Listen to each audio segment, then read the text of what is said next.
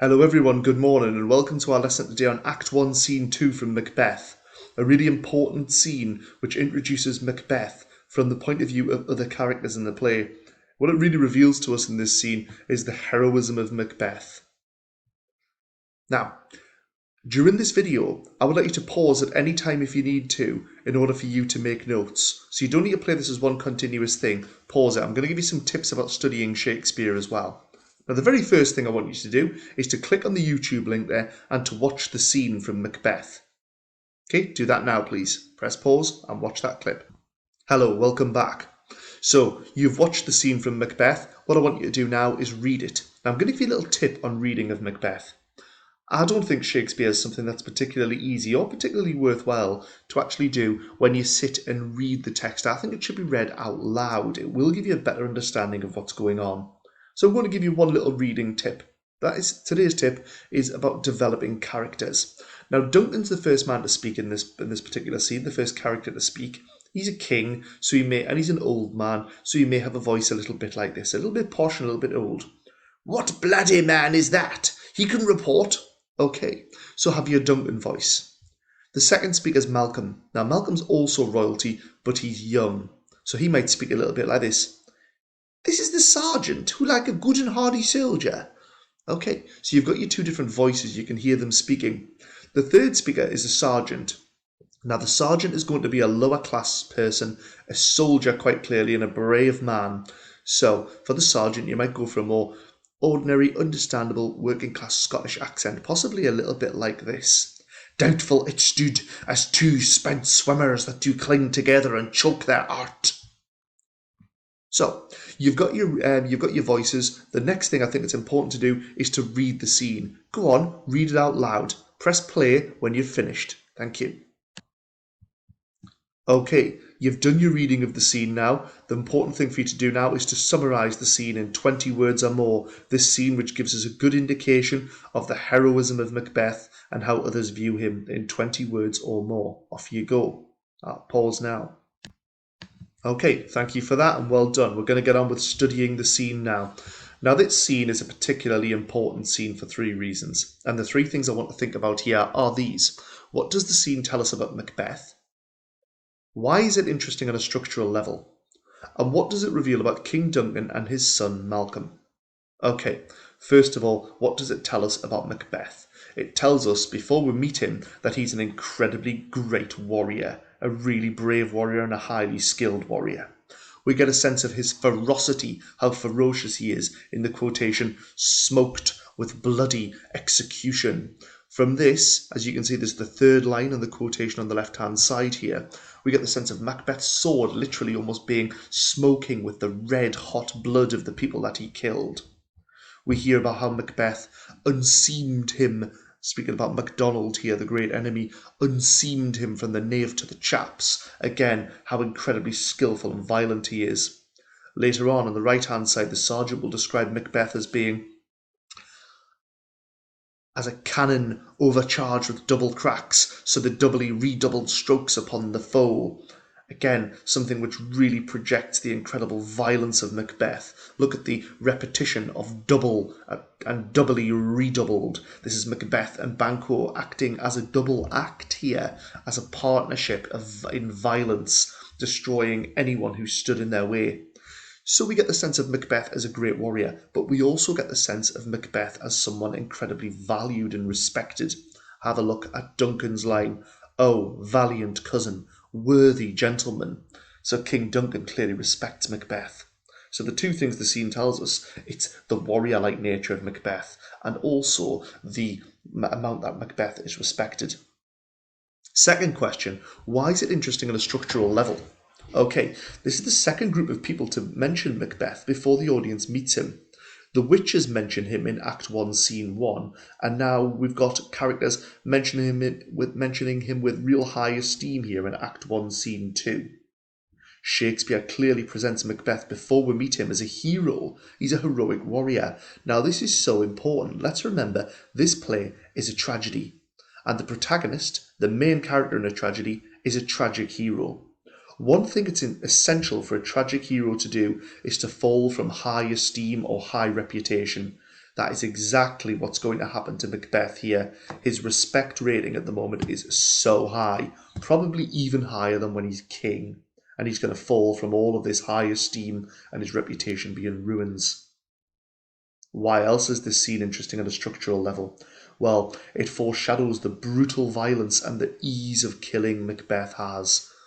When we study some of the lines describing his violence, just look at how much it is part of his nature and how easy he finds violence and how skillful he is with violence. Those things are foreshadowing the brutality of Macbeth later on. The end of the scene is also interesting at a structural level. Towards the end here in this page, you can see Duncan saying, "No more that Thane of Cawdor shall deceive our bosom interest. Go pronounce his present death, and with his former title, greet Macbeth." Or, Macbeth is now going to replace the Thane of Cawdor. Now this is going to foreshadow the witch's prophecy from the next scene. It's going to foreshadow that witch's prophecy that they're going to proclaim him Thane of Cawdor. So the audience knows when the witches say this that it's already true. Duncan has decided Macbeth is going to be Thane of Cawdor. Macbeth doesn't know this though. This is obviously dramatic irony, and it has a massive effect on Macbeth, and we see it have a massive effect on Macbeth. It really drives his desire to become king. The first witch's prophecy comes true, and that drives his need, his necessity to kill King Duncan. Third thing about why the scene's important is about the royal family themselves. What does it reveal about King Duncan and his son Malcolm? Well, it reveals there's been a civil war. If the king was strong and respected, there would not have been a civil war at all. It also implies the naivety of King Duncan. He's been betrayed by MacDonald. He's been betrayed by the Thane of Cawdor. He doesn't know that he's going to also be betrayed by Macbeth. So much so that Shakespeare decides King Duncan will call him "O valiant cousin, worthy gentleman." So it reveals not only King Duncan's softness, but also his naivety. And what about his son, Malcolm? Well, we've got a quotation here on Malcolm's character. Malcolm says, "This is the sergeant who, like a good and hardy soldier, fought against my captivity." Oh, so Malcolm begins the play in a civil war taken captive. Well, that's not particularly heroic either. So we get a sense of the royal family as being rather weak here. Okay, don't forget, pause at any time to add to your notes. Let's look at 3 key quotations, shall we? The first key quotation I want to look at is this one. "Till he unseamed him from the nave to the chaps." What does it mean? It means Macbeth stuck his sword into MacDonald's nave, his belly button, and ripped it all the way up to his mouth, his chaps. But it doesn't say ripped, it says unseamed. Now, if you were to run your hands, put your hands on your side, or just about your waist, and run them slightly down your leg towards your knee, you will feel a seam on your clothing there, perhaps on your jeans, perhaps on your shorts, whatever you're wearing. It's something delicate, something precise, something that holds things together. Macbeth doesn't rip MacDonald apart, he unseams him. This suggests something precise and almost artistic and delicate in the way Macbeth goes about doing his killing. Okay, let's have a reflection point now. I would like you to turn to this, and I want you to create, with these 2 columns, from the scene, quotations which show Macbeth as heroic, brave and noble, and quotations which show Macbeth as having a violent bloodlust. Give yourself 5 minutes. Quotations to show him as heroic, quotations to show him as violent. Off you go. Hello everyone, welcome back. Let's look at quotation 2. When King Duncan asks if Macbeth and Banquo were worried about the second assault that was led by the King of Norway, the sergeant replies mockingly, "Yes, as sparrows eagles are the hare of the lion." What he's saying here is, would an eagle be scared of a sparrow? No. Would a lion be scared of a hare? No. And he's equating Macbeth and Banquo as eagles.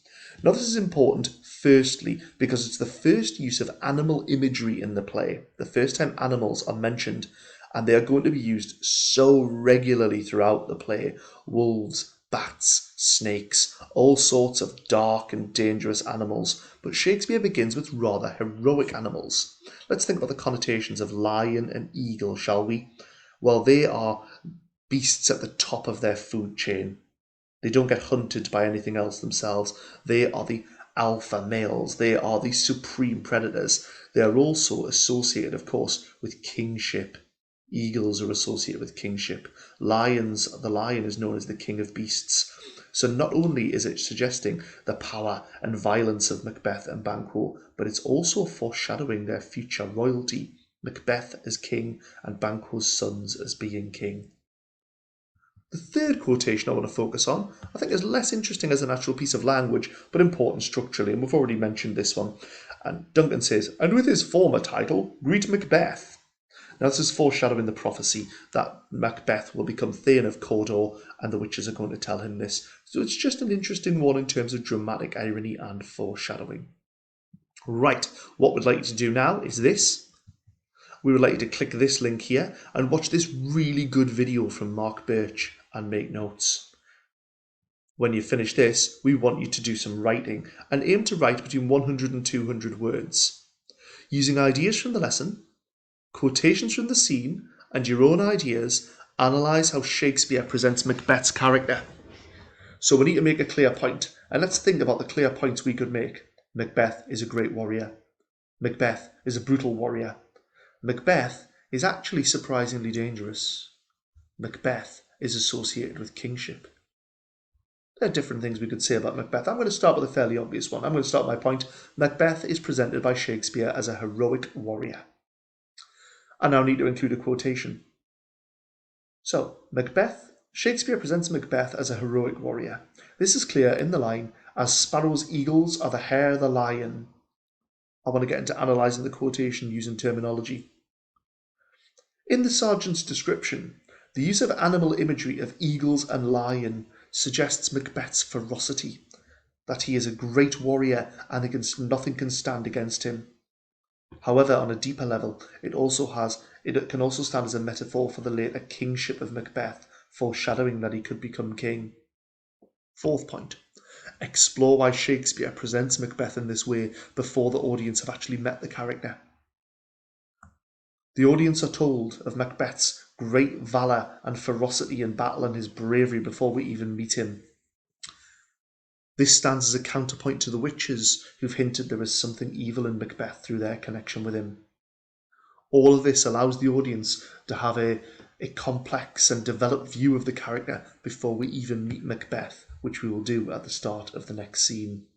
It sets up great interest in our tragic hero. Okay, I hope you found that interesting and useful. Please make sure if you don't watch it again, pause it at the right moments. You have plenty of work to do on this. You've got summaries to do, you've got quotation charts, and you've got a piece of writing at the end. As always, take a photograph it and share it with your teacher, particularly your writing, because I'm sure your teacher would love to see how you're getting on with that. If you have any specific questions for me, please email me. Right, you'll hear from me again for Act 1, Scene 3. See you later.